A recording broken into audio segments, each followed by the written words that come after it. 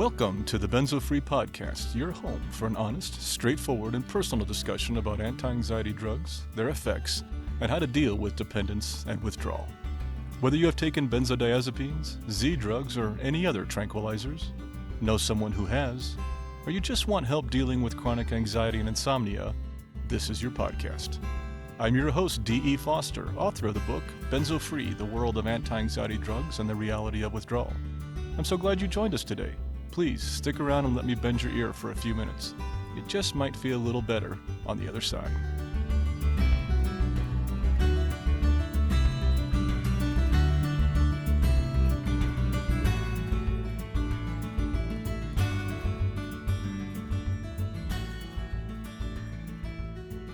Hello there.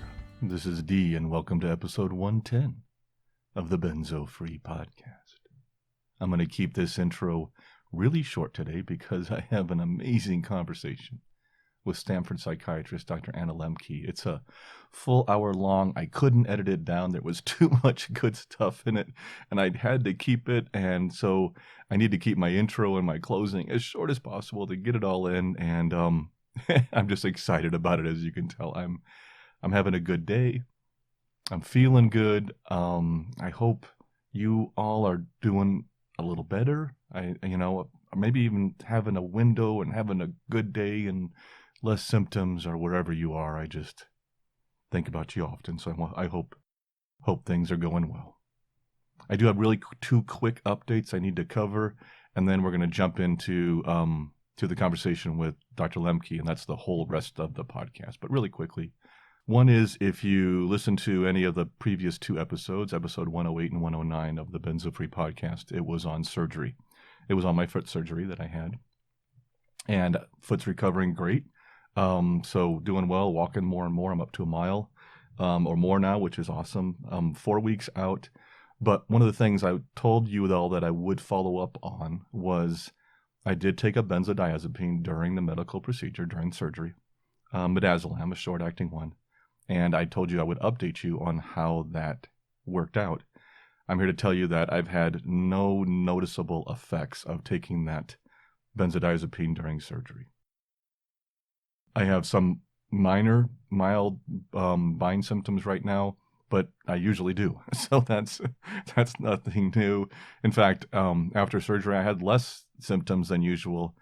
I'm guessing that probably was due to the anxiety leading up to the procedure and then less anxiety after, so my symptoms really eased. But for myself, I have seen no long-term complications, short-term or long-term complications, from taking the one-off benzodiazepine. Now, this doesn't mean that somebody else might not have a different experience.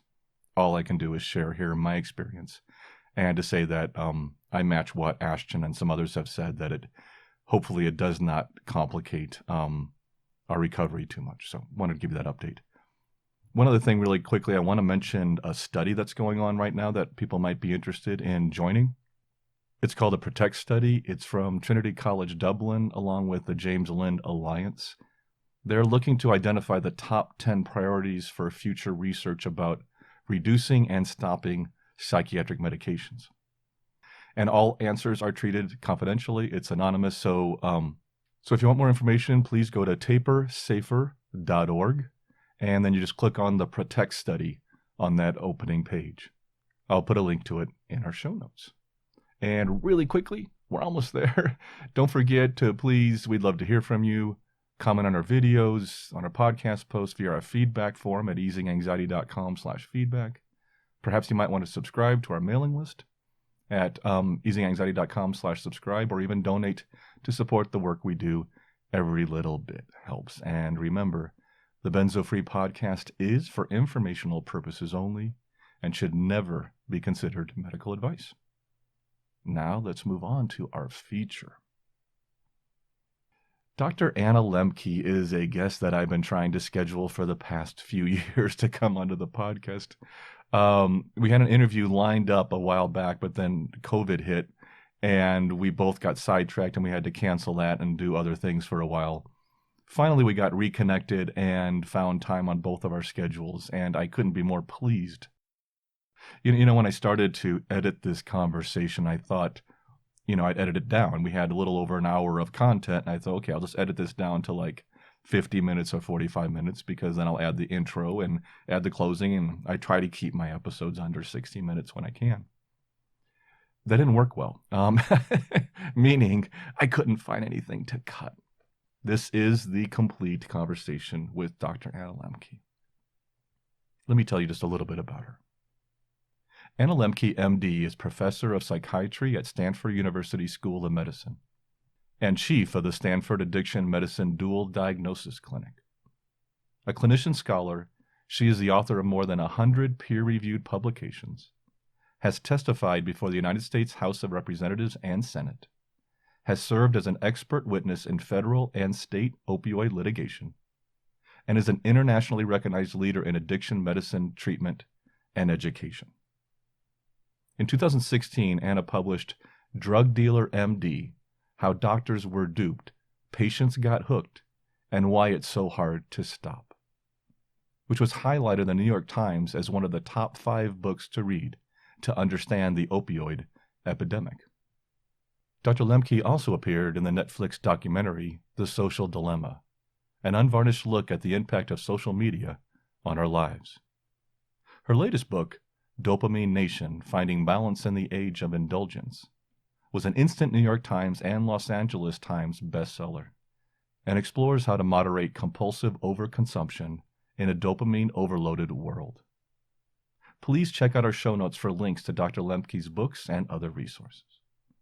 And now, please join me in welcoming Dr. Anna Lembke to the Benzo Free Podcast. All right, we are here at the Benzo Free Podcast, and my guest today is Dr. Anna Lembke. Welcome to the podcast. Thank you for having me on. Oh, it's my pleasure. We've been trying to schedule this one for some time, but both of our schedules kind of just didn't mix, and then COVID hit, and we all got sidetracked, and finally we were able to get this set up again. So I'm so glad that you took the time to speak with us today. Yeah, thanks for your patience. I'm really glad that we finally found a time. Yeah, my pleasure. I think the first thing I always like to start off with our guests is just to tell me a bit about yourself. We have the bio, and I'll introduce you with the bio before this, but can you just tell me a bit about yourself and your experience with addiction medicine and everything like that? Sure. So I'm a psychiatrist. I'm also a professor of psychiatry and addiction medicine on the faculty here at Stanford University School of Medicine. I have the kind of classic 3-legged stool of academic medicine. I teach, I do research, and I see patients. And I see many of my patients together with trainees, that's to say medical students, residents, fellows, sometimes visiting faculty. When I originally went into psychiatry, I was not particularly interested in treating patients with addiction because I hadn't learned very much about it in medical school or my residency. But I quickly discovered that I was actually harming my patients by ignoring these problems. So in the early 2000s, I made a shift and started to focus on the problem of addiction and also chemical dependency more broadly. As it happened, that coincided with the beginning of the opioid epidemic, which was caused by the overprescribing of opioids and benzodiazepines and psychotropics to patients, ultimately leading to the crisis that we see today. And so a big part of my job became educating patients and also doctors about the dangers of the medications that they were prescribing.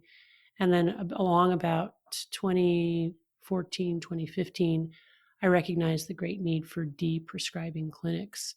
So increasingly over the years, we have more and more patients who don't actually meet criteria for addiction, but they do meet criteria for chemical dependency on a prescription drug like a stimulant or an opioid or a benzodiazepine, and we work with them to get off of those medications in safe and healthy ways. When you mentioned deprescribing clinics, are you referring to more like a rehab type of clinic or detox, or something different than that?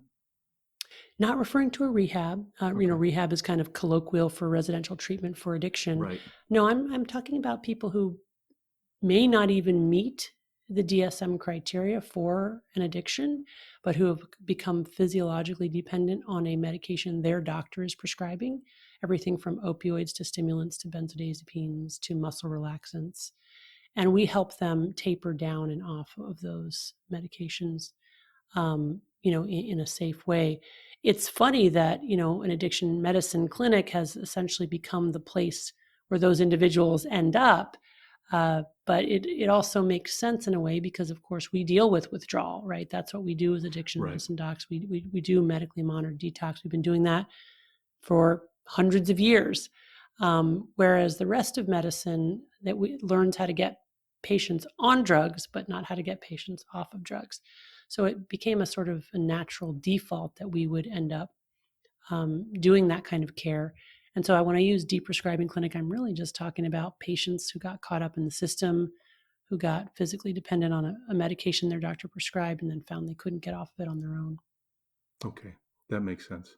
I think at first many people in our community have been a little bit hands off with the addiction community, but now we're starting to realize there's so much we can learn from what we've learned from opioids and other medications that we can carry some of that into benzodiazepines.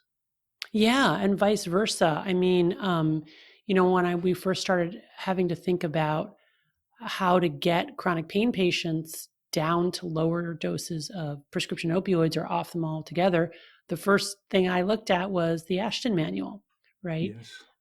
So looked at the benzodiazepine deprescribing world for help on how to deprescribe for opioid dependent patients. So I think there is a lot of ways in which we can cross-pollinate across these populations. That's really interesting. I hadn't heard it, the reverse side of that. That's interesting because opioids seem to be so much further ahead as far as awareness and education goes, as far as the benzodiazepines. I know you mentioned about the hidden epidemic and how that is, and we've used that same term since you presented that one a while ago. But now we're getting recognized and we're starting to follow some of that lead that I know opioids and other prescription drugs have taken. Right. Yeah. No, early in about 2015, when it became clear that we had to help chronic pain patients get off of opioids, they weren't going to be able to do it on their own.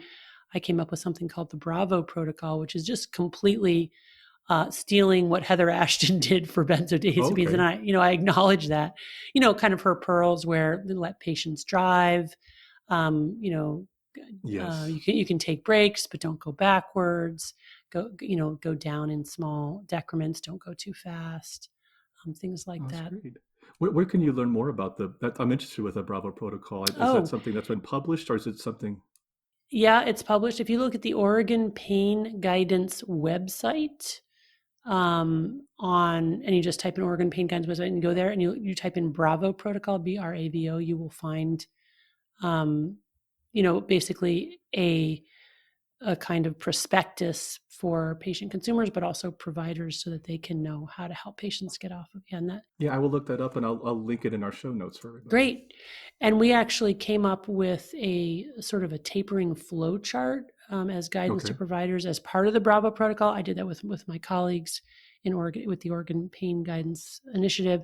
And then that flow chart was actually adopted by the HHS and published in their opioid tapering guidelines. So it's nice to see how, that made its way. And what I love about the Ashton Manual, I just like to put this out there, it wasn't really a clinical study, right? We put so much time and energy and money into clinical studies. And hers was just sort of a naturalistic observation in collaboration with patients around what worked for them. I wish we could make more of a space in medicine for those types of publications. I don't know that she even ever actually got it published in a peer-reviewed medical journal. I think she just made it available on her website. But it's such a powerful document, right? Because it's based on the lived experience of actual patients getting off of benzos and their schedules. And so I just found it to be not just an incredibly useful document clinically, but also kind of a powerful statement around the kinds of publications we probably need more of in medicine. Yeah, I couldn't agree more. Yeah. One of the things I also liked with her manual was she made you believe you could do it. It was a self-empowering, but also a positive manual in the end that, you can do this, people do this, you can get off this. And she told you the truth, but she didn't frighten you to death. Yeah, and I think that's a great theme in general which is worth highlighting, the sort of contagion effect of both hope and pessimism. And when it Yes. comes to benzos, some of the grassroots communities and the chat that happens online has been incredibly hopeful and positive for people. But the dark side is I've had patients who actually get obsessed with checking all the horrible things that can happen to them. And then that's not helpful. So I sometimes have to say to them, you have to stop going online. You have to stop, visiting this site. Yeah, I work with a lot of people that are exactly what you're talking about, where a lot of them, I think, originally go to online and find the information that they need, which is great. And that's where it's wonderful, especially if it's at some of the more respected sites that have good information about benzodiazepines. But over time, so many of them, including myself, the horror stories start to Right. get to us. And like you mentioned in some of your work that I read earlier about that dopamine cycle, that like with news and everything else, where you wind up getting into this cycle, whether it's bad news or good things, you start to crave it. And I noticed that with myself at times, and people keep looking for that. Right. That's why people can get addicted to the news, or you have adrenaline Yes. junkies, or you have rageaholics. Dopamine is really interesting because we think about it as the reward, pleasure, and motivation neurotransmitter, which it is, but it's Hmm. also very sensitive to novelty. So anything that's new in our environment will trigger the release of dopamine. So when we search online for the latest, newest tidbit of information, it doesn't really matter if it's good or bad information, or if it makes us feel happy or sad. It's new, and the newness will release dopamine, and then we can get into that addiction Yeah. cycle through that Oh yeah. process. In fact, I was watching one of your videos on YouTube. I think Medicating Normal had posted this one up there, and I think it was called Benzodiazepines Dependence and Withdrawal. And you had mentioned that all addictive substances have a huge release of dopamine, and the benzodiazepines can develop what you mentioned was a dopamine deficient state. I was wondering if you can kind of elaborate on that and what happens with benzodiazepines relating to dopamine within the human body. Sure. So to me, one of the most exciting findings in neuroscience in the last 50 to 75 years is that pleasure and pain of all different types, physical and emotional, are co-located in the brain. So the same parts of the brain that process pleasure also process pain. And they work like opposite sides of a balance. When we feel pleasure, the balance tips one way. When we feel pain, it tips the other. And there are certain rules governing this balance. And the most important one is that the balance wants to stay level, or what neuroscientists call homeostasis. And the way that the balance does that is first by tipping an equal and opposite amount to whatever the initial stimulus was. So if we take Xanax, for example, Xanax, binds to the GABA receptor. It's a calming chemical, but it's also addictive. So it releases dopamine, our pleasure neurotransmitter, in this specific reward circuit, and our balance tilts to the side of pleasure. No sooner has that happened than our brain is going to react by adapting to the presence of the Xanax, by downregulating GABA production and transmission, by downregulating dopamine production and transmission, not just to baseline levels, but actually below baseline levels before coming back up to baseline. So this is the key, that neuroadaptation occurs by tipping an equal and opposite amount to the opposite of whatever the initial stimulus was. I like to imagine that as these neuroadaptation gremlins that hop on the pain side of the balance to bring it level again, but they like it on the balance, so they stay on until it's tilted an equal and opposite amount to the side of pain, and that's withdrawal, that's craving. And if we have Yeah. access to our drug of choice, the urge to take more in order to quickly restore the balance is very, very strong. But if we don't, we wait. If we don't take it and we wait, those gremlins hop off, and eventually, the balance is restored. But what happens, whether it's addiction or chemical dependency, is that as we continue to ingest our drug of choice, we accumulate more and more gremlins on the pain side of the balance. And then that initial response to pleasure, or let's say that anxiolytic effect, gets weaker and shorter, but that after response, that come down gets stronger and longer.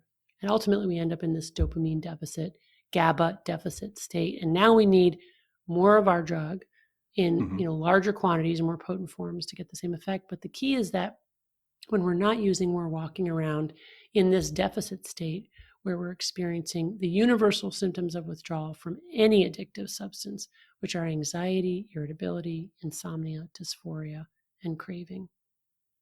That makes sense. for many of us with lived experience and people who are some of the organizers, we're always careful about the term addiction and trying to emphasize more physical dependence with benzodiazepines, because most of the people we're working with are not so much dealing with abuse, but more as prescribed use over a long period of time. Is that something you've also seen? And is that terminology a factor? And do you use different terminology when you deal with somebody coming off of benzodiazepines? Mm.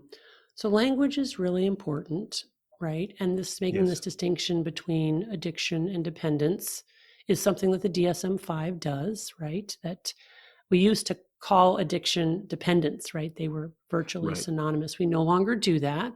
When we use the word dependence now, we're talking about the pure physiologic phenomenon and not the complex biopsychosocial disease of addiction. And this is new that we've Mm-hmm. separated these two out. For most of the last century, people who were just physically dependent were also considered to be addicted. Now we make a fine distinction. And I make this distinction in my clinical work.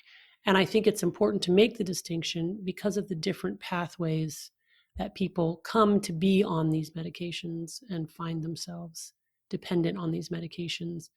Patients who have basically gotten them from a doctor, only ever took them as prescribed, and then find themselves physically dependent. I think it's important to acknowledge the iatrogenic or doctor-caused nature of that phenomenon. Right. And I do that by using this language of physiologic dependence and explaining to patients the difference between dependence and addiction. Of course, dependence is part of addiction, right? It Right. is part, that neuroadaptation is part of addiction, but you can also be addicted without being dependent.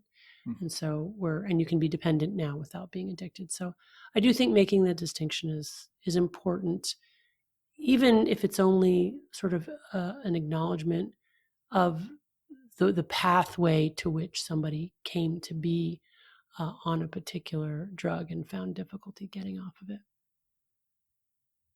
It seems to be mostly unique with benzodiazepines, and I was kind of curious on your take on this, but is the duration of the protracted withdrawal for many people, where it can last months and years for some people? That doesn't seem to be the case with too many other medications. Is that what you've seen? And any thoughts as to why it seems that benzodiazepines, for some people, a subset of people, it might take so much longer for that healing, that that reaching that homeostasis again takes so long? I think there's still so much that we don't understand about what benzodiazepines, especially used long term, do to the brain. I think, we need more research on figuring out whether or Mm-hmm. not these kind of long term sequelae that people describe are because the benzos have caused some permanent neurological damage, or whether it's some other phenomenon going on. But I'm not convinced that, when, at least outside of the acute withdrawal period. So we know that the long acting benzos like Klonopin and Valium, Mm-hmm. that you can have seizures up to a month after stopping your Right. last dose, right? So the acute withdrawal is very pernicious. But what you're getting at is really these, like, the many months and even The years after protracted state, stopping, right? yes, Right. The protracted, exactly. sometimes referred to as the protracted abstinence syndrome and the protracted withdrawal Yeah. syndrome. But, honestly, I see that with alcohol. I see that with prescription opioids. I can see Okay. that with prescription Adderall. I just think that the benzodiazepine community is sort of more vocal and more aligned and doing a lot more crowdsourcing around this. They've actually built a community around it, but I'm not sure that it's necessarily somehow unique from other highly reinforcing, habit forming, dependence forming addictive drugs. That's interesting. Yeah, because in some of the, I'm on a couple of research teams, and one of the ones that we're working on that had some papers published, we did find that parallel with alcohol. That is one of the things that we started to see, and we're starting to write about a little bit, because there is definitely, with the GABA receptors and everything else, some similarities with alcohol. I haven't seen it with the other prescription drugs, but that is one thing where we did kind of see that pattern, and especially the long-term consequences. It does seem to mirror to some degree alcohol. Yeah, which would make sense because benzos are sort of alcohol in pill form. So I Yeah. would expect homology there. But I can tell you with patients on long-term prescription opioids, I mean, some people, they even with all of the support in the world, they ultimately can't get off of them. and Okay. need to be maintained on a long, sort of a Yeah. chronic low dose, suggesting some kind of permanent and irreversible brain change in that context as well. When did you first become concerned about the benzodiazepines specifically in your practice? Early in my career, I prescribed benzodiazepines without really thinking about my Hmm. patients getting addicted or long-term neurologic sequelae. I really had no knowledge of that. I distinctly remember a Stanford swimmer coming in and complaining of insomnia. And on visit 2 or 3, I said, "Well, why don't we try some Klonopin?" So I'm as guilty as the next person. I think for me, it was really the opioid epidemic and seeing many, many patients on long-term opioids being harmed by those opioids, many of whom were also on long-term benzodiazepines. And Right. then, getting the data about the synergy between benzos and opioids in terms of increasing overdose risk. I think it was all part of that trajectory beginning in the late 1990s. My growing awareness of the number of patients that were getting addicted to the very same pills their doctors were prescribing, that it wasn't just opioids, it was also benzodiazepines, stimulants, muscle relaxants. I didn't set out to be like the deprescribing queen of the medical field, but I've Yeah. just become so both alarmed and convinced that that we're overprescribing and harming patients as a result, that effectively much of my professional time and effort in the past 20 years has gone toward uh, trying to educate doctors about the true risks and benefits and helping people get off of prescription drugs that are harming them. What do you see in and I know this fits also other prescription drugs, but of course our focus here is mostly benzos. But what are you seeing within colleagues? I know the message seems to be getting out that, as the FDA and other literature have stated, recently in 2020 on their statement that short-term use is, long-term use is not recommended. That's been the message coming out for a while in the literature, but it still seems very prevalent, especially with general practitioners, let alone also maybe some psychiatrists, that they're still being prescribed long-term. Are you seeing that within colleagues, within the medical professionals you work with? Well, first of all, the data show that benzodiazepine prescribing nationally has decreased starting since Okay. about 2012 or 2015. So that's the good news. Yeah. Opioid prescribing has also decreased. Opioids actually increased fourfold between 1999 and 2012 and have decreased almost that much again up to the present day since 2012, the peak. And benzos really mirrored that in terms of prescribing, both increasing, I think, approximately twofold between the 1990s and 2012, and then slowly decreasing since then. So we know that we are prescribing fewer benzodiazepines, but we're probably still not where we need to be. I'm seeing a huge generational shift. So people like me, doctors trained in the 1990s and early aughts, tend to still be prescribing benzodiazepines outside of the evidence, which is to say, in the absence of evidence for longer than they should. But this younger generation of medical students, nurse practitioners, and other prescribers coming out now, tend to be much more wary of getting patients started and also continuing benzos and opioids and other potentially addictive drugs, with the exception of Adderall, which continues to go up, and that's very Right. concerning. I did see there was a spike though on some benzodiazepines at the beginning of COVID. It looked like for about That is true. a That is 12-month true. period, but then it started to come back down again. Right. And it wasn't clear whether more people were being prescribed benzos or being prescribed at higher doses, or if people were hoarding. So I think initially what happened is there was a sort of a hoarding phenomenon, a sort That's of a good point.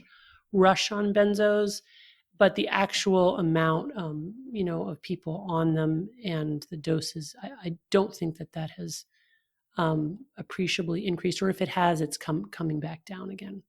Yeah.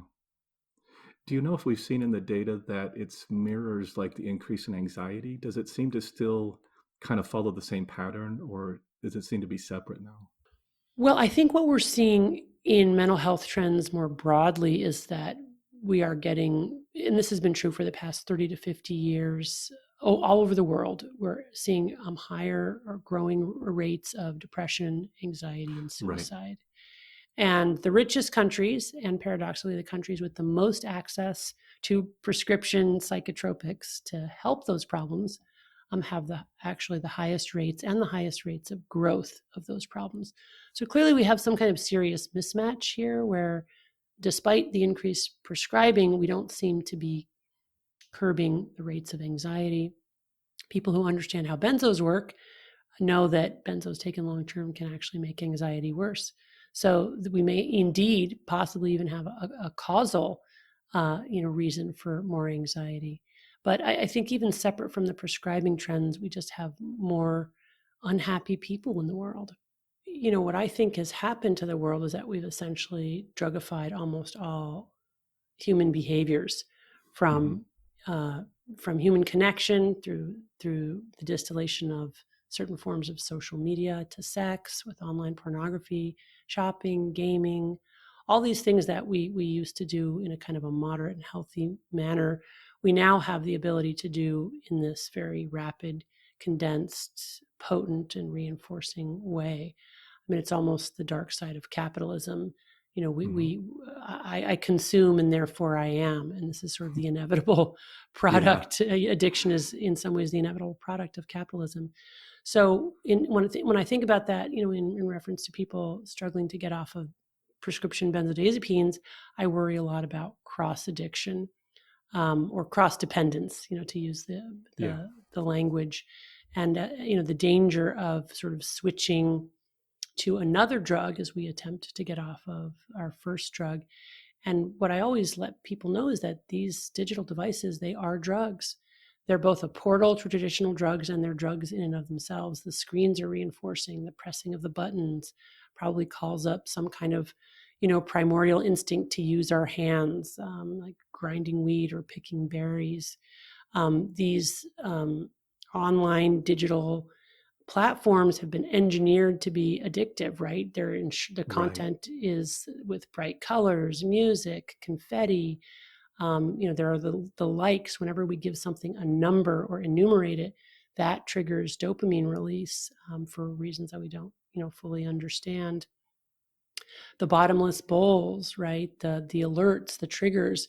When we get reminded of something online, it actually releases dopamine. Just the reminder itself, even without it, releases dopamine, followed by a dopamine deficit state, followed by the craving that comes with that deficit state, which then so even just the expectation, right? I mean, that's sometimes right. when I know I'm going to get my phone and look up something, you're already feeling it, right? You're already feeling a little bit high, right? And then you're consuming the drug, looking at whatever the meme or the TikTok or a response to something you posted on Facebook. But at the same time that you're feeling that high, those gremlins are working overtime, tipping your balance to the side of pain. And now you have this simultaneous experience of withdrawal.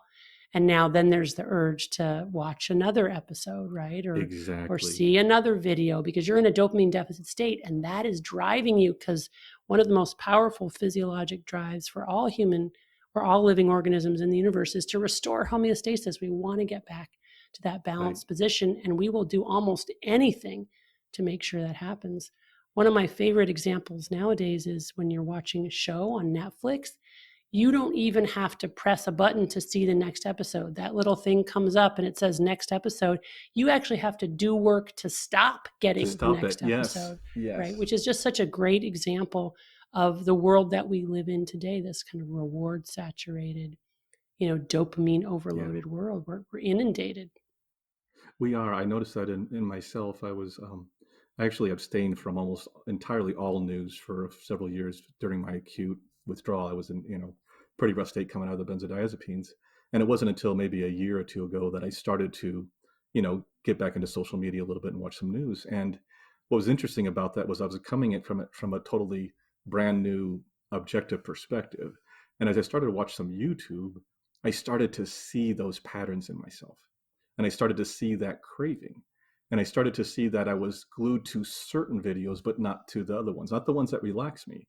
Those aren't the ones I wanted to go check out because I have all these nice nature, shows and meditations and stuff. Sure, yeah. The ones I want to go do are the ones that have the big titles in red and white, about some political thing or about some news thing or about some disaster. I mean, when the hurricane hit Florida, Oh, I just yeah. wanted to keep looking and watching videos on it. Oh, And for even my sure. wife said, you need to back away. And I said, you're right. And so Oh I yeah, did. I mean, I can't tell you how many tsunami videos I've watched in my time, Oh, all really? over the world. Oh yeah, Oh, like, oh yeah. my God, the flood, it's going. I could watch those for days, for days. What does that do to? What is it about that, especially like a negative thing like that? Why is that something that's addictive?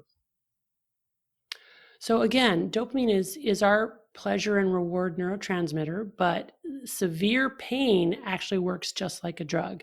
So if you take Okay. an animal like a rat in a cage and you expose it to a very painful foot shock, and then you slice open its brain, what you will see is an arborization or an increase in dopamine releasing neurons in the reward pathway, equivalent to what you would see with a single injection of cocaine.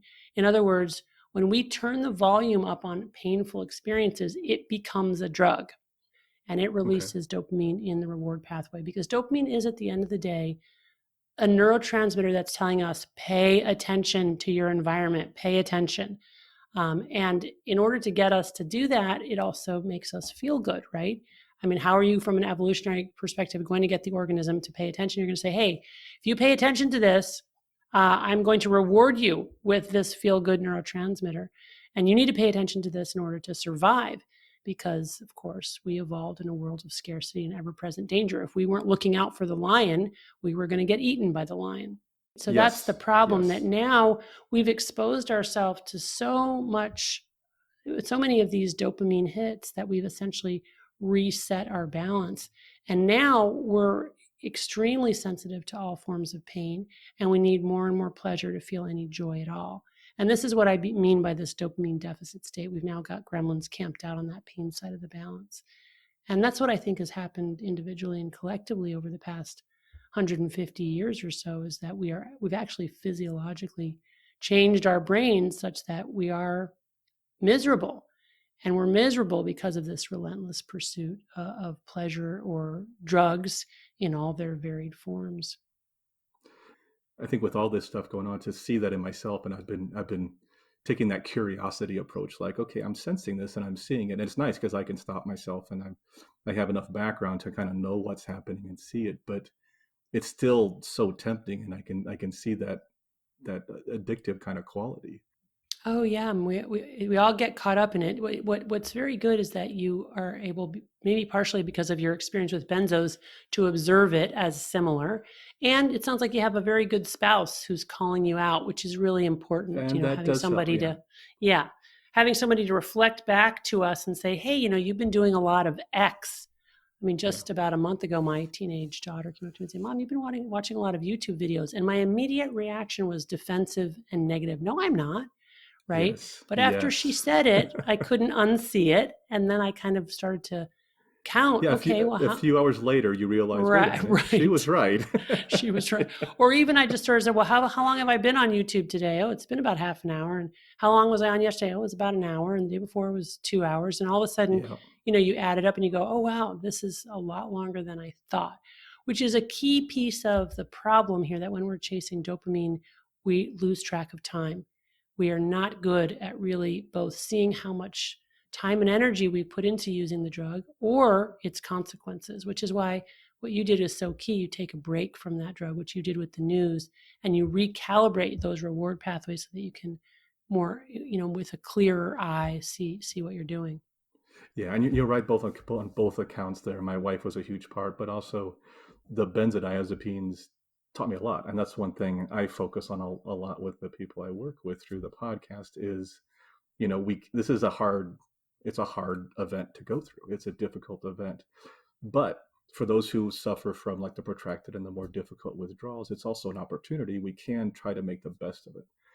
One of the things Benzos taught me is gratitude, and also paying attention to the little things and taking pleasure in the little things of every day. Mm-hmm. Mm-hmm. And my favorite things now are right now I just had foot surgery, so I can't walk with my wife, and we usually walk twice a day. And so for a few weeks, I'm off my foot. But I realized how much I missed that. That was that little thing. Those 2 walks Mm-hmm. a day with my Mm-hmm. wife have become huge to me. And they Mm-hmm. didn't, before benzos, they weren't. But after I learned some new techniques and learned what's important, I now take pleasure in so many smaller things in life. Yeah, that's wonderful. And I think a real key too is also coming to be able to rest in our own minds and take Oh, yeah. pleasure in our own being and presence, right? And not feel like we have to constantly be I'm distracting still ourselves working or, on that one, but it's a yeah, great goal. yeah, yes, yeah, But through meditation, yoga, everything else, I've worked on it, and I got away from it again, and I'm getting back to it now. But that is a good point because I'm also ADHD, and I have different things going on. But coming out of with the chronic anxiety, and I still 8 years out still have protracted symptoms that kick in. The akathisia is still one of those things that's there, and so is of course the wandering thoughts and the looping thoughts.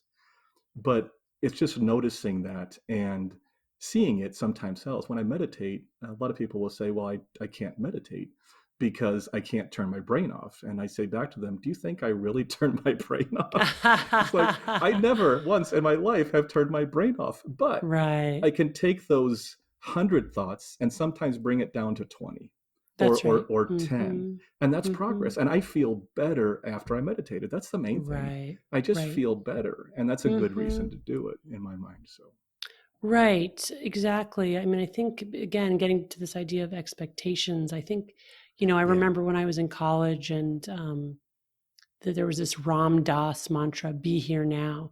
And I Hmm. kept trying to be here now. And I was like, I must not be doing it right because I don't want to be here now with myself. Like this is not Right. good. It took me a really long time, not until midlife really, where I realized, oh yeah, be here now means being here now, even with these uncomfortable thoughts and emotions, the looping ruminations, the ridiculous anxiety over Yes. things I have no control over, on and on and on.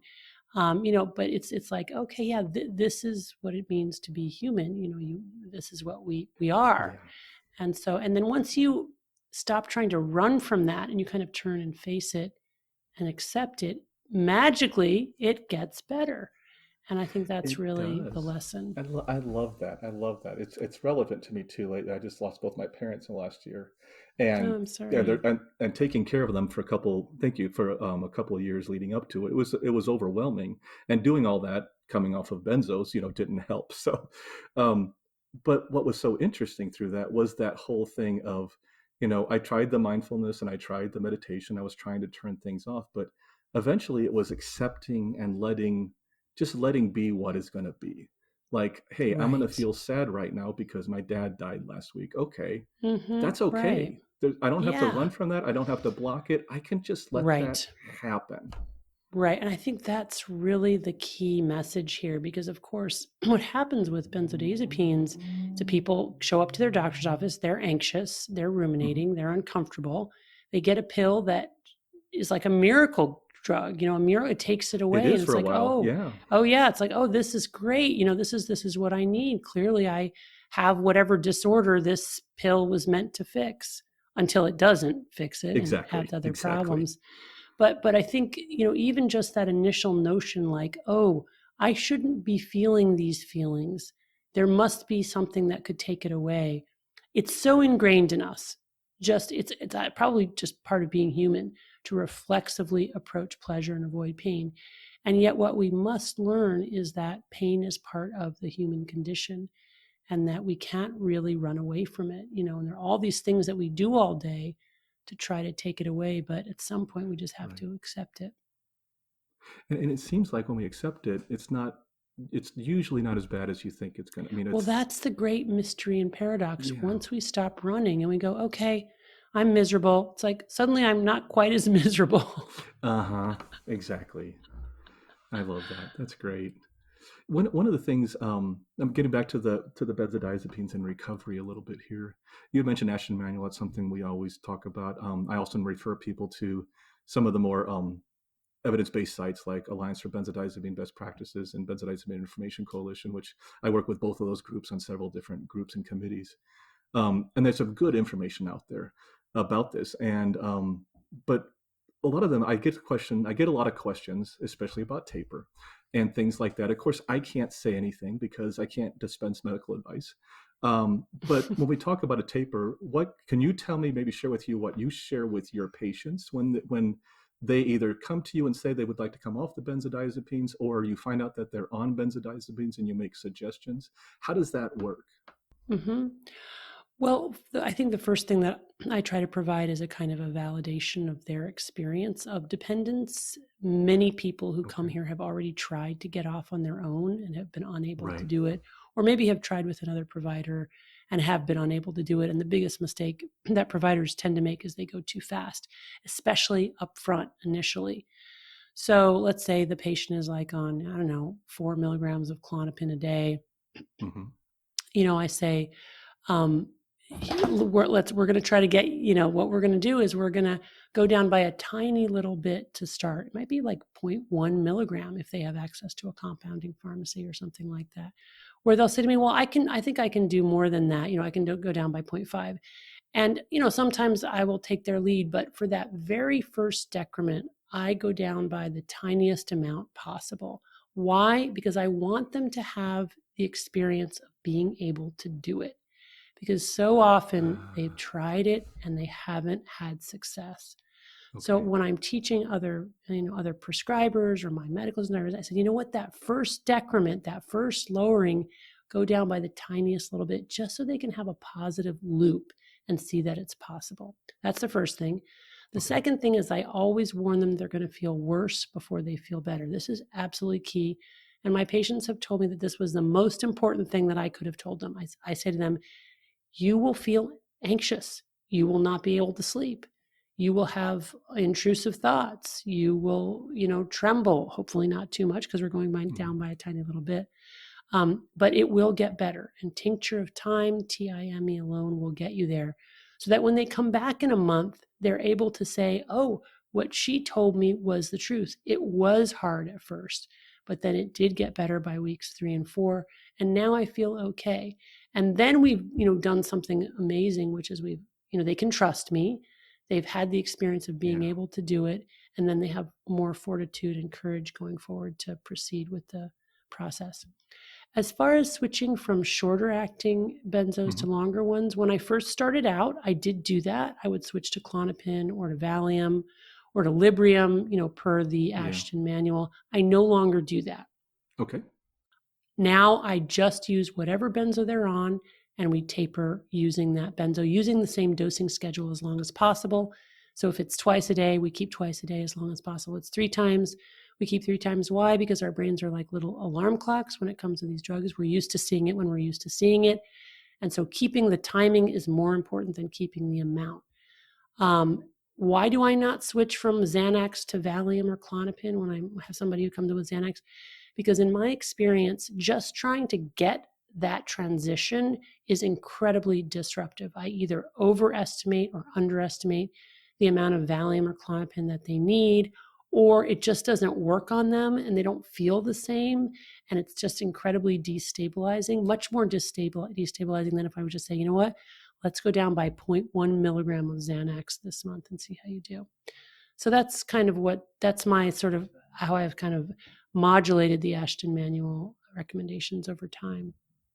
That makes sense. Yeah, I did a direct taper. One of the things with the Klonopin I was on though was that, the smallest dosage is 0.5, which is what, about 10 milligrams of Valium. It's still a high dose. How do you do a gram scale? Do you liquid? How do you get a lower dose of that? How do you taper them down?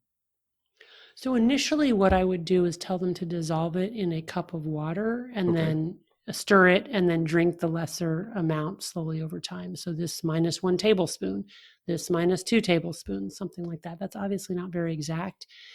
With the advent of all of the benzodiazepine grassroots groups and online communities, of course, people have shared amongst themselves how to use a scale, how to cut this down. So now I just say go talk to other people, and they have a lot more information than I have.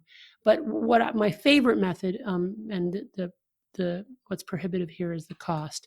But my favorite method, honestly, is compounding pharmacies, because with the Right. compounding pharmacies, we can get it exactly right, and the patient doesn't have to deal with it or spend a lot of time with their drug, which also has a little bit of a feeling of a little bit like drug using to me. I don't know if that feels that way to patients, maybe not, but I'd just rather have the pharmacy compound it and not have them not have to worry about it. Because especially in the state that many of us are in that initial, when we start to taper, it's not good for us to trying to figure out those measurements. I know some of the people Right. I work with are Right. I mean, they can barely focus enough to listen to my podcast, let alone Yeah. figure out a scale and do a micro taper or Exactly. something like that. Exactly. Yeah. That Yeah. And makes then a it's lot of easy. sense. It's easy to borrow from tomorrow to pay for today. Once you're Right. sort of managing all that, it gets complicated. And you said that you found timing is important. Yeah, so I don't know if you have found that in your work, but from very early on, I Mhm. found that it was good to keep the dosing schedule for as long as possible. So if a Okay. patient is a 3 times a day, that's how they've dosed it. Then I try to keep the 3 times a day. At some point, you get low enough, you have to eliminate one of those. I say to the patient, do you want to eliminate your middle, your morning, your middle, your evening? Let them choose. It's interesting too what people choose. Like sometimes I think, well, probably they're going to want to leave the evening dose to help them sleep and not take it in the morning. But many times patients rely on that morning dose more than any other dose as they wake up from a long period of sleep. So that's been interesting for me to see that. Do you encourage them to have some flexibility as if a wave kicks in, they can pause, or do you have them try to stay on a schedule? Right. So I mean, as you know, the important message, once we agree on the dose, there's no going backwards, right? You can't like take a PRN in the middle of the day if you have a bad No, and day. I don't mean going up. I just Yeah. mean like take a break if your symptoms are kicking in are too severe.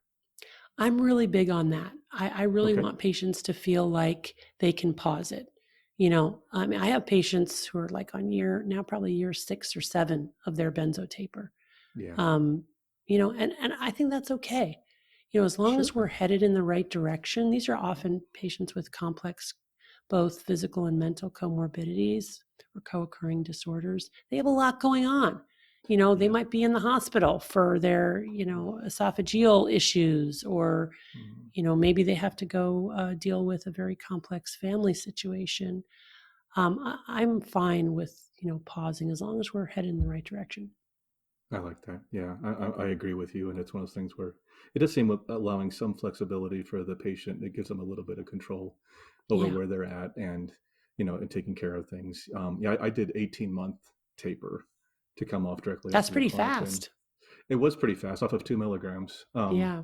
But then the best thing that my doctor, who I was my GP, who I went back to help me, actually made me stabilize 6 months before I started tapering mentally. And Interesting. yeah, and That's I good. hated it at the time, totally hated it. And I now realize it was incredibly smart of him to do that for me because I had just read the horror stories. I had just learned about where I am. I Uh, went back to my original prescribing doctor and he refused to taper me off because he said there's no problem with the medication. And so I went to a different doctor and he said, I'll work with you. He said, I don't believe necessarily you have to come off them, but you want to, and I'll work with you. But I want you to wait 6 months before you start. And it was great because I started meditation, I started yoga, I started Great. exercising, I Yeah. started, doing everything I could to get my mindset, and I got more stable. And I don't know if I would have been as successful if I had started right away. You know what? That is a great clinical pearl, and I'm going to take that with me. That is Okay. good. So I think that also helps build the therapeutic alliance and the trust, Yeah. I think that's a really, really good idea. And I often teach that, you may inherit a patient who's on this crazy drug medication regimen that Right. you want to taper them, but never ever, do that on the first visit. You got to build up the therapeutic alliance. But it had never, I don't think I've ever thought of like actually taking 6 months to do that and to use that also to encourage the patient to strengthen their other coping strategies. That's a great idea. I always recommend other coping strategies, but Right. I do it sort of simultaneously with starting the Okay. taper. So that's an interesting idea. I will try that out. Oh, interesting. Thanks. Yeah. I work primarily with coping strategies because as a layperson, that's all I can really work with them on, Right. is anxiety management, fear management, helping them understand and just being listened to. The Oh, number one yeah. thing our podcast does is just acknowledge, that this is real, this happened to you, there's others like you, and we're going to get through this. Yeah, I had a patient who said to me, "You should go on his podcast. I listen to it Oh, all the really? time." Yeah, Oh, she was like, wow. "It's really helpful." And I said, "What to her? Well, what's helpful about it?" She said, "It's just reassuring." Oh, that's good to hear. Thank you. Yeah. You're It's welcome. just, yeah. What do you say? One of the things that I know we run into a lot, and probably the number one question I get is, how do I find a doctor? Now, I know, because so many of them have had bad experiences, either with a Yeah. GP, usually with a GP, because they just Hmm. don't have the extra training. They've had some difficulty. Either they said they don't listen to them, they don't take their symptoms seriously, or Right. they believe you should stay on them. People talk about benzo wise physicians, and I understand that too, but I sometimes lean more towards finding a doctor who you can trust and somebody who will work with you and believe you. That's it. Yeah, because we get calls all the time, and I always say to people, we don't have any secret sauce here. Like, we're Right. not doing anything different. And also, we see all of our patients together with trainees, and that can be very disruptive for people. You'll be seen by a medical student and a fellow, and I might come in for 5 minutes. So, I'm basically letting people know pros and cons, and we don't have anything like special that we do here. We just basically provide the support as we taper slowly. So I think that you're absolutely right, and especially when I talk to people out of state that we couldn't see anyway because they're not in California. I say to them, one of the best things you can do is print out the Ashton Manual Yeah. and take it in hand and go find yourself a good doctor who's willing to listen to you, willing to prescribe, and willing to work with you around the taper and educate them. Yeah. You can be there. You can also be doing a huge public service by doing that, because if your doctor and you have a successful taper together, then the next time this problem arises in the doctor's clinic, they'll know what to do, and you will Hmm. have taught them. Not that it should be the patient's No, responsibility, but that is so but true. that's what it is. No, I love that. In fact, I've said that many times on the podcast, that I have three medical professionals that have changed their prescribing practices because I was Right. their patient. Exactly. We make a Exactly. huge difference, the patients do. Once a doctor like yourself or somebody else sees what we go through, it's Right. hard not to realize, hey, there's something here, Right. and That's right. start to second guess things. So I love that you said that. Thank you. Yeah. Yeah, you're welcome. um, I want to talk about treatments a little bit. I know treatments for benzodiazepine dependence are probably very lacking, if there are any at all. But I want to mention a couple of things because these come up a lot of the time. And one of the ones that we hear quite often, of course, is Flumazenil. I don't know if how much you're familiar with it, if that's been something you've read about in literature, if it's something you've experienced firsthand. Not a whole lot of information. I've never prescribed it for this indication. I've read about it. We do. My sense is that it works the same way that naltrexone, an opioid receptor blocker, works for pain, in that essentially flunarizumab blocks the benzodiazepine receptor, and in so doing, kind of tricks the body into upregulating GABA, our calming neurotransmitter. But beyond that, I don't know much about it. I haven't really delved deeply into the literature, and I've never prescribed it. Yeah, I know little about, and I've had many people ask me and want me to do, Yeah, a full episode on it. And I said I will, but I'm still looking into the research, trying to get right. more information. I've talked to some who have done, the patches, and have done some within the States. I've also, some experience where people have done, more of an ultra rapid detox with flumazenil, and Uh-huh. like Jordan Peterson did a coma, was put into a coma. You Right. know that story, and the Yeah, ultra rapid detox, and that right. one scares the hell out of Yeah. me when So I hear what he went yeah. through. So here's the thing that I can say, that the faster the taper or the detox, the more we are stressing our brain and body, right? That makes Because sense. any deviation from neutrality or homeostasis is the definition of stress. The definition of stress is that we deviate from homeostasis.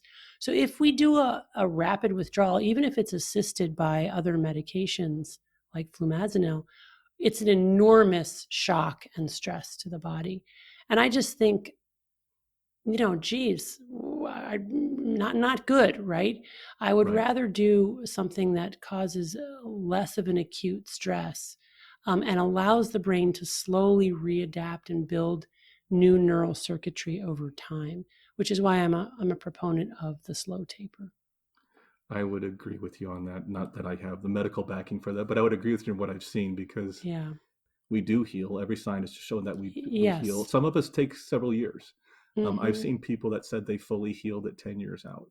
I have 2 more years to get there, so I'm hoping I'm going to be one of those people. But I'm still Right. probably 80, 85% healed. So I'm doing wonderfully compared to where I was, and I'm very positive about Yeah. my outlook and where Yeah, I'm that's at. great. But Yeah. it took time, and I think for me, do I want to take more medication to fix a problem that was created by medication? Right. And I kind of get in that mindset. I don't know if that makes sense or not, but Right. And I think we can have a lot of faith in the neuroplasticity of our brains and our yes. ability to readapt and heal and change these neural circuits over time. One of the other seminal findings in neuroscience in the past 100 years or so is that hippocampal neurogenesis and neurogenesis more widely in the brain, that we continue to make new neurons throughout life. So there's enormous, reason for optimism.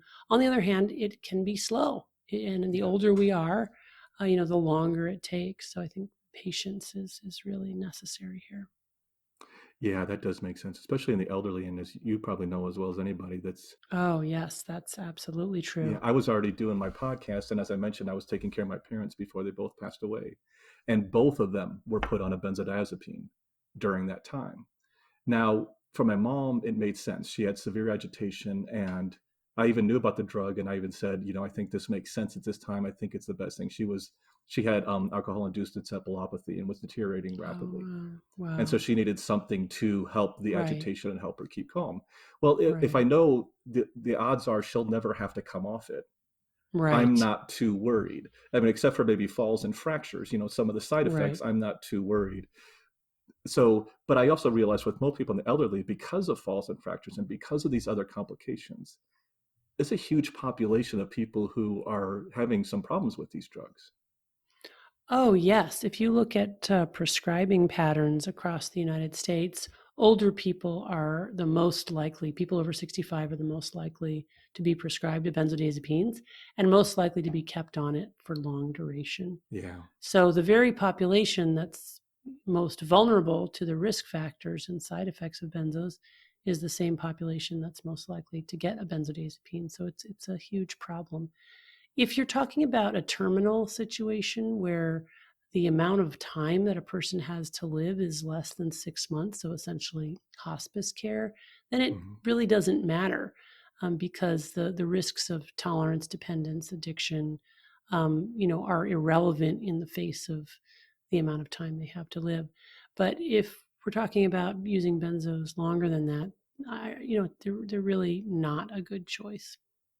it makes sense. Yeah, I understand that. One thing I wanted to touch on real quick, and then we'll probably close this down here real soon. You had mentioned something I hadn't heard about in an article you wrote called "Benzodiazepines Are Other Prescription Drug Epidemic." You mentioned clonazepam. I hadn't heard of this one, and this was Clonopin and alprazolam. Is that right? Of clonazepam? Right. So it's a designer drug. It's made in Okay. illegal laboratories. It's not a legal drug in the United States. It's basically a combination of Xanax and Klonopin. Okay. So it has the best and worst of both of those drugs. Wow. It has a rapid onset of action, and then a kind of a middling half life.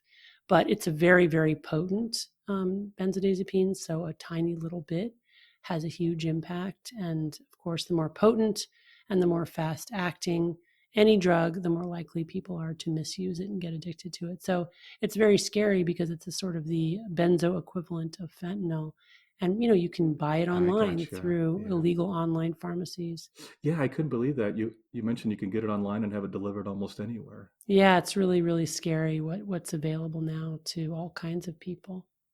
And that 1 mil or millionth of a gram is what you measure at the level?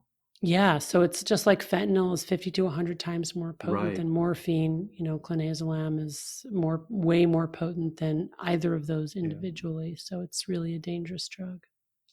Um, so closing things out, knowing all that we know and the dangers of benzodiazepines, of course, I think you and I will agree that they're still needed for certain things. What do you still believe benzodiazepines are effective for in prescribing practices? Well, they're essential for seizures, right? If someone's Hmm. having a major seizure, they're essential to stop the seizure. I think it's okay to use them intermittently for anxiety and sleep. Not ideal, but okay. And intermittently might look like a couple times a month. It's okay to use them for specific phobias, like you're getting on an airplane and you're afraid of flying. Although I will say that it's still better to use other behavioral interventions or non-addictive psychotropics for all of those indications, except for maybe a full-on tonic-clonic seizure. Benzodiazepines are indicated first line for catatonia, which is a psychotic, anxious mental state where people essentially become frozen and can't move. So, we use the benzos first line for that extreme type of psychiatric emergency. So, in other words, they're good for emergency situations where they've been shown to work, and for non-emergent but urgent situations related to psychiatric or psychological distress. They're not first line, but they can be used as long as they're not dosed daily or frequently.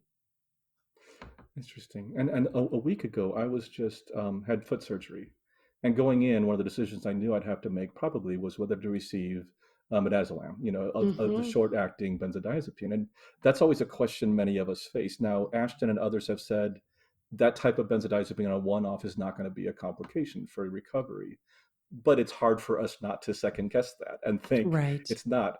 I went in thinking I wouldn't get it, but when I talked to the anesthesiologist, because of the benzo, he wouldn't have to put me under as much from the general anesthesia, which then would be beneficial on that. And so I decided to go forward and also be kind of a guinea pig so I could report back to the podcast and say how it went. And I've done quite well since then. Okay, but good. Have you seen that? And do you have that same view on short-acting for medical procedures, short-acting benzodiazepines? Yeah, so this comes up a lot in clinical care. Somebody who's either tapering or has successfully tapered and is doing well and has some kind of MRI procedure or other medical procedure where they might be exposed or will very likely be exposed to a benzo and worrying about that. And in general, I haven't found that to be problematic. Not only is it just a one-time exposure, but it's a very different treatment setting, right? You're in the hospital. And when we know that set and setting matter, right? That the kinds of associations we have and how and when we use our benzo is also part of the problem, right? The problem is reaching for the benzo in our own medicine cabinet when we feel anxious. That's very different from getting a benzodiazepine administered by an anesthesiologist as you're being rolled into the OR. Because a lot of it is the learned associations and learned patterns of behavior around taking it, as well as the chemical impact of the drug itself. That's exactly where I was going to, because just the anxiety of not just the procedure, but even the anxiety of taking a benzo can be the trigger that sets you into a wave all by itself. Yeah, that's right.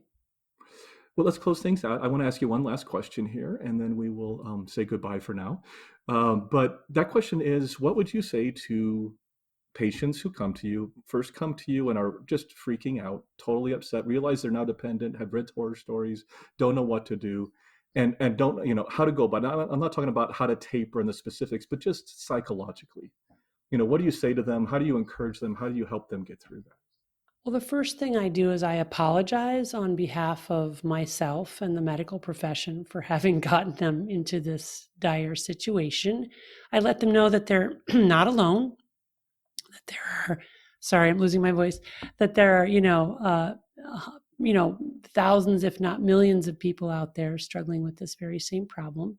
And then I basically try to communicate to them hope, and that's saying that, that it is possible to get off of benzodiazepines in a way that doesn't wreck your whole life or leave you, in shambles. And the way that we do that is slowly with supportive treatment and learning other coping strategies. So that's kind of how I generally approach it. That sounds good. Oh, thank you so much. I really appreciate it. And before you entirely lose your voice, let's sign off now. I just want to say thank you so much for taking the time to be with us. I'm so glad we finally got to do this, and just for your information and all the work you've done with addiction medicine and with benzodiazepines. We're just very grateful, and thank you for all that.